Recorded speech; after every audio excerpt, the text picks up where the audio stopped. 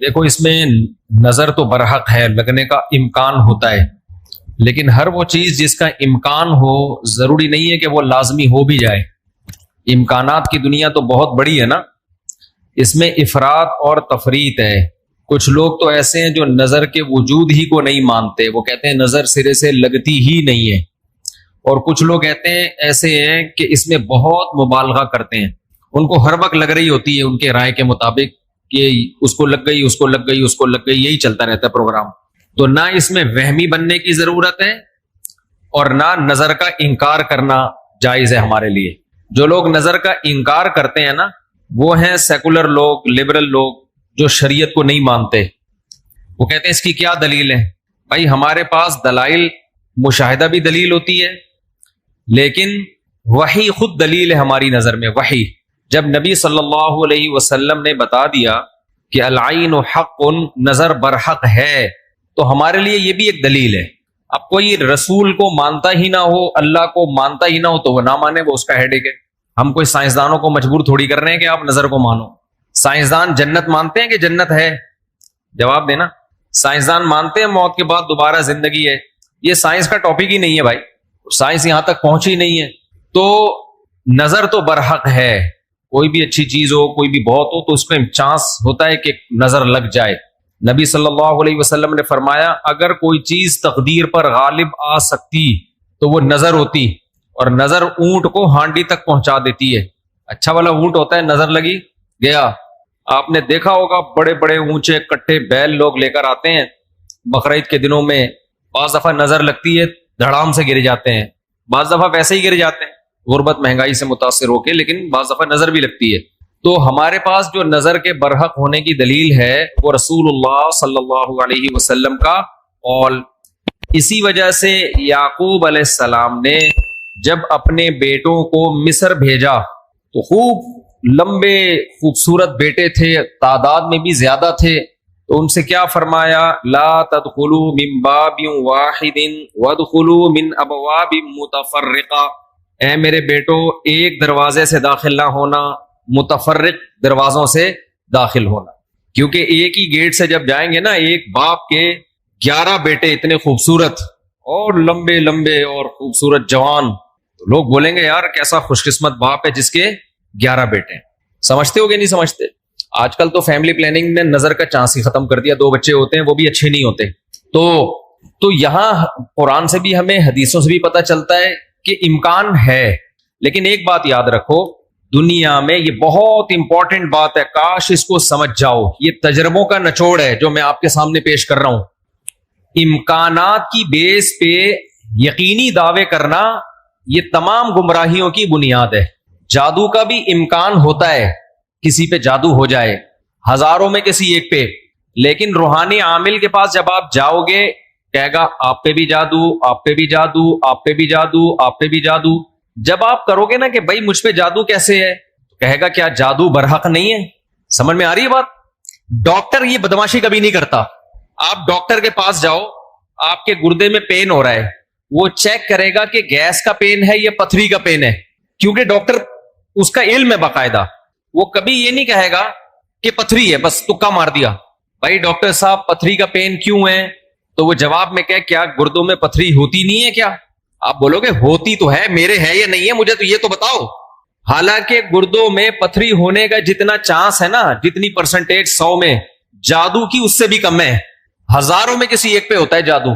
لیکن عاملوں کے پاس جب آپ جاؤ، یہاں الحمدللہ کچھ عامل ہیں جو میرے خلاف ایک فل پروپیگنڈا شروع کیا ہوا، اتنی خوشی ہوتی ہے مجھے، میں آپ کو بتا نہیں سکتا، جب عامل میرے خلاف بولتے ہیں اتنی خوشی ہوتی ہے، اور میں کہتا ہوں کمبختو تمہارے پاس جادو، چڑیل، جن، بھوت، تم میرے خلاف بولتے کیوں؟ نقصان پہنچا دو یار۔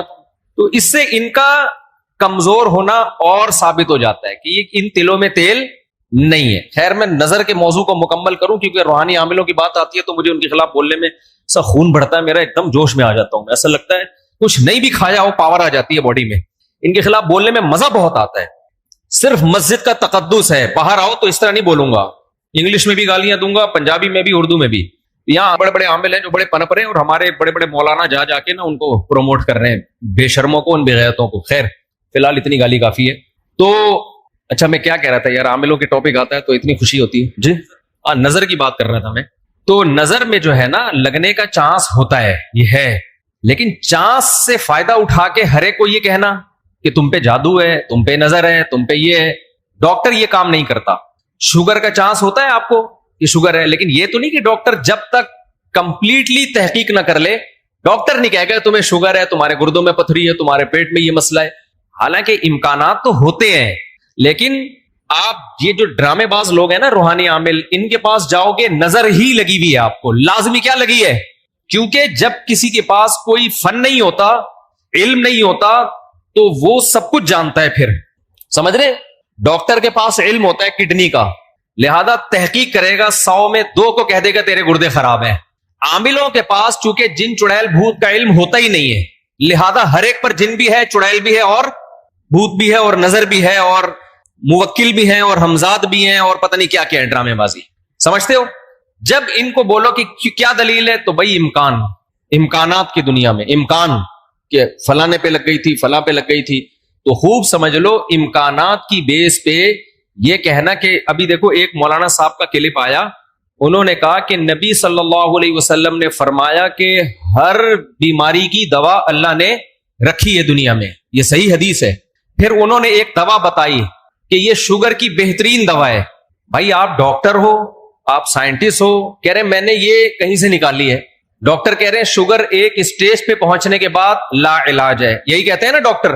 بھائی شوگر ایک اسٹیج پہ پہنچ جائے تو وہ کیا ہو جاتی ہے، اب ٹھیک نہیں ہو سکتی، کنٹرول کرنی پڑے گی، لبلبا ٹھیک نہیں ہوگا آپ کا. لیکن انہوں نے کہا کہ دیکھو ہر بیماری کی اللہ نے شفا پیدا کی ہے، تو یہ میڈیسن، یہ کوئی دیسی نسخہ ہے، یہ شوگر ٹھیک کر دے گا.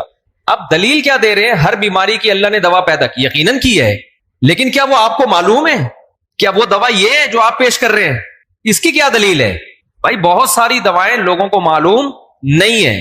تو اب یہ سمجھیں کہ 2 انتہائی میں جلدی سے کمپلیٹ کروں اس موضوع کو، کہ نظر لگنے کا چانس ہوتا ہے، لیکن یہ نہیں ہے کہ جو بھی کوئی اچھی چیز ہوگی کچھ بھی ہو جائے اس کو نظر ہی لگی ہے. تو یہ وہم کی دنیا سے باہر نکلنا چاہیے. جو سیکولر لبرل لوگ ہیں جو نظر کا بالکل انکار کرتے ہیں، وہ کہتے ہیں فلاں فلاں پہ کیوں نظر نہیں لگی، وہ اتنے ہینڈسم، اتنے خوبصورت لوگ ہیں، فلاں کی آواز اتنی اچھی، ان پہ نظر کیوں نہیں لگی. تو اب اصول سمجھیں، نظر لگنے کے لیے علماء نے قاعدہ ضابطہ بیان کیا ہے، جو چیزیں مشہور ہوتی ہیں نا ان کو اکثر نظر نہیں لگتی. نظر ہمیشہ اچھمبے کی چیز کو، اچانک، جیسے میں لوگوں سے کہتا ہوں بھائی آپ انتہائی غریب تھے، سائیکل بھی نہیں تھی آپ کے پاس، اچانک آپ کے پاس بہت زیادہ پیسہ آ گیا، اور علاقہ بھی وہی ہے، رہتے اسی غریبوں کے محلے میں ہو، گندے نالے پہ رہتے ہو، سائیکل پہ تھے، اچانک لینڈ کروزر آ گئی آپ کے پاس. یہ جو اچانک والا کام ہوا ہے نا، اس میں نظر لگنے کا چانس ہوتا ہے. سمجھ میں آ رہی ہے بات؟ اب دیکھو یعقوب علیہ السلام کے بیٹے مصر میں ان کے ساتھ ہی رہتے تھے، سوری مصر میں نہیں، شام میں ساتھ رہتے تھے. وہاں یعقوب علیہ السلام نے نظر سے بچنے کا یہ والا اہتمام ہمارے علم میں نہیں ہے کہ بچوں کو کہو دروازے سے الگ الگ جایا کرو، ایک ہی دروازے. لیکن جب مصر جا رہے ہیں نا، اجنبی جگہ ہے، وہ لوگ یعقوب علیہ السلام کے بیٹوں سے مانوس نہیں ہے.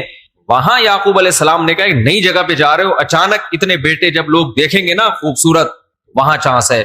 تو اس سے پتہ چلتا ہے کہ اپنی نعمت کو آہستہ آہستہ ایکسپوز کرنا چاہیے. سمجھتے ہو کہ نہیں سمجھتے؟ آہستہ آہستہ کیا کرنا چاہیے؟ پہلے پہلی ہو پھر دوسری، استغفر اللہ، یعنی آہستہ آہستہ. ایک کمارا آدمی جس کو کوئی رشتہ نہیں دے رہا، اچانک 4 بیویاں لے کے گھوم رہا ہے، تو چانس ہوتا ہے اس کے نظر لگنے کا. اس لیے ایک دم سے نہیں، تھوڑا تھوڑا آہستہ آہستہ. پہلے ایک پہلی ہوگی، دوسری میں کچھ پٹو گے، تھوڑی بےزتی ہوگی، تھوڑی عزت ہوگی، کچھ لڈو کچھ گالیاں مل جل کے، پھر تیسری. تو اس طرح کر کے چلانا، ٹھیک ہے؟ تو اچانک کوئی نعمت آتی ہے تو اس پہ نظر لگنے کا چانس ہوتا ہے. دوسری بات یہ ہے کہ نظر سے بچنے کے لیے جو نبی صلی اللہ علیہ وسلم نے دعائیں بتائی ہیں، ان دعاؤں کا اہتمام کرنا چاہیے. اعوذ بکلمات اللہ التامہ من کل شیطان وہامہ ومن کل عین لامہ، یہ دعا پڑھنی چاہیے. اور اپنی نعمت کا اظہار ان لوگوں کے سامنے کرنا چاہیے جو آپ سے محبت کرتے ہیں، وہ خوش ہوں گے. بعض دفعہ انسان دوسرے سے محبت کے دعوے کرتا ہے لیکن جیلس ہو جاتا ہے. وہ جب آپ اس کو بتاتے ہیں نا میرے پاس اتنا پیسہ، میری ارننگ اتنی ہو گئی، تو وہ اندر اندر سے جل رہا ہوتا ہے. تو حاسد کی نظر لگنے کا چانس زیادہ ہوتا ہے. سمجھتے ہو؟ تو اپنی نعمت ہر ایک کے سامنے نہیں بیان کرنی چاہیے. بعض دفعہ اپنی نظر بھی لگتی ہے انسان کو، تو خود پسندی میں، عجب میں مبتلا نہیں ہونا چاہیے. جب بھی کوئی نعمت ہو، آدمی کیا کہے؟ اللہ کی دین ہے بھائی، میرا کمال نہیں ہے. کس کی دین ہے یہ؟ اللہ کی دین ہے. تو ان چیزوں کے اہتمام سے نظر کا چانس کم ہو جاتا ہے. باقی عاملوں کے پاس نہ نظر کا کوئی علاج ہے سوائے مسمرزم کے. دماغ کو کنٹرول کر کے کچھ الٹی سیدھی چیزیں آپ کی کھوپڑی میں ڈال دیتے ہیں, تو اس سے آپ سمجھتے ہو کہ میں ٹھیک ہو رہا ہوں. ٹھیک نہیں ہوتے, آپ مینٹلی تھوڑا سا کیا ہو جاتے ہو, مطمئن ہو جاتے ہو, اور ان کا اپنا دماغ بھی خراب ہوتا ہے, آپ کا بھی دماغ خراب کرتے ہیں. سمجھتے ہو؟ اچھا, میں جب عاملوں کے خلاف بولتا ہوں, لوگ کہتے ہیں یہ 2 نمبر عاملوں کے خلاف ہے. بالکل غلط بات. میں 1 نمبر عاملوں کے خلاف, یہ ذہن میں رکھو. 2 نمبر کو تو میں لفٹ ہی نہیں کراتا. میں ان عاملوں کے خلاف ہوں جن کو علماء بزرگان دین سمجھتے ہیں کہ بہت بڑی پہنچی ہوئی چیز ہے یہ. میں ان کو 2 نمبر سمجھتا ہوں. یہ کخ بھی نہیں کر سکتے. سمجھتے ہو؟ یہ کچھ بھی نہیں کر سکتے, چاہے امریکہ میں ہو, چاہے جاپان میں ہو, چاہے پاکستان میں ہو, چاہے کراچی میں ہو, چاہے پنجاب میں ہو, سب ایک جیسے ہیں. اس لیے اپنے آپ کو بچاؤ ان فضول لوگوں سے. اچھا بھائی, حضرت محمد صلی اللہ علیہ وسلم پر جادو کے اثرات سے متعلق اہل سنت کا کیا عقیدہ ہے؟ نبی پر جادو ہوا تھا, بخاری مسلم سے ثابت ہے, لیکن ہوا کیوں تھا؟ آپ کہیں گے نا, ایک طرف تو آپ کہہ رہے ہیں جادو اتنی آسان نہیں ہے, ہزاروں میں کسی ایک پہ, تو پیغمبر پہ ہو گیا. دیکھو, کچھ چیزیں نبی صلی اللہ علیہ وسلم کے ساتھ ایسی ہوئی ہیں جن میں کوئی حکمت تھی. یہودی آپ کو جادوگر کہتے تھے, جادوگر جادوگر. اللہ نے تھوڑا سا اثر ہونے دیا تاکہ یہودیوں کو الزام لگانے کا موقع نہ ملے. جادوگروں پہ جادو کا اثر نہیں ہوتا, تو تھوڑا سا اثر اللہ نے ہونے دے دیا. اتنا اثر کہ آپ کبھی کبھار بھولنے لگے کچھ چیزیں, کچھ کام کیا ہوتا آپ کو یاد نہ ہوتا. اس سے زیادہ اثر نہیں ہوا آپ کے اوپر. اور یہ اثر اس لیے اللہ نے ڈالا تاکہ لوگوں کو یقین آ جائے آپ بشریت میں کامل ہیں اور آپ جادوگر نہیں ہیں. اصل مقصد یہ الزام کی نفی تھی. اگر یہ اتنا آسان ہوتا تو ابو بکر پہ کیوں نہیں ہو گیا میرے بھائی, حضرت عمر پہ کیوں نہیں ہو گیا, حضرت عثمان پہ کیوں نہیں ہو گیا, سیدنا علی پہ کیوں نہیں ہو گیا؟ یہ تو ایک تماشا بنا لیتے لوگ. فرعون کے موسیٰ علیہ السلام کے مقابلے میں جادوگر آئے ہیں. آپ لوگ کو آواز صحیح آ رہی ہے؟ گونج تو نہیں رہی ہے آواز؟ مجھے تو گونج رہی ہے آواز. بھائی, موسیٰ علیہ السلام کے مقابلے میں جادوگر آئے. قرآن کہتا ہے یخیل الیہ من سحرہم انہا تسعی. جادوگروں نے دماغ کو ایسا کیپچر کیا ہے کہ دیکھنے میں ایسا لگا کہ یہ لاٹھیاں نہیں بلکہ سانپ ہیں. حقیقت میں وہ لاٹھیاں سانپ نہیں بنی تھی, دماغ میں کچھ انہوں نے ایسا کیا ہے نا کہ یخیل, خیال پیدا ہوا کہ یہ لاٹھیاں نہیں بلکہ کیا ہے, سانپ. دیکھو, انبیاء کے دماغ کو ایسے کیپچر نہیں کیا جا سکتا, لیکن اللہ نے یہاں ہونے دیا. موسیٰ علیہ السلام کو بھی ایسا لگا کہ یہ لاٹھیاں نہیں بلکہ کیا ہے, سانپ ہیں. اس میں حکمت تھی نا, تاکہ مقابلہ تو ہو. اب سوال پیدا ہوتا ہے, جب موسیٰ علیہ السلام مقابلہ جیت گئے, فرعون نے دھمکی دی جادوگروں کے کہ تمہارے ہاتھ پاؤں کاٹ کے میں قتل کر دوں گا, تو جادوگر وہی رسیاں دوبارہ فرعون کی طرف پھینک دیتے کہ تو قتل کر کے دکھا ہمیں. کیا خیال ہے بھائی؟ یا فرعون پہ جادو کر دیتے. ہوا جادو فرعون پہ؟ بولتے کیوں نہیں؟ مجھے تو لگ رہا ہے آپ لوگ پہ ہو گیا. نہیں ہوا نا فرعون پہ جادو. بھائی, جادوگر ہزاروں جادوگر تھے, سینکڑوں تو تھے ہی. انہوں نے سوچا کہ یار تو ہمیں دھمکی دے رہا ہے, انتر منتر کلی کل انتر ہو جا منتر چھو, یوں کرتے فرعون ٹیڑھا ہو جاتا. فرعون کی ساس کو کچھ چیزیں سکھا دیتے. کیا خیال ہے؟ جٹھانی فرعون کی زوجہ جو تھی حضرت آسیہ رضی اللہ عنہا, ان کو کہہ دیتے کہ تم اپنی ساس سے کچھ کروا دو یا جٹھانی سے, وغیرہ وغیرہ جو بھی ہے. تو ایسا نہیں ہوتا بھائی. فرعون نے دھمکی دی اور ہاتھ پاؤں کاٹ کے ان سب کو شہید کر دیا. کچھ بھی نہیں ہو سکا. ایسا نہیں ہوتا. جادوگروں کو ایک ماحول چاہیے, اسی میں وہ سب کچھ کرتے ہیں.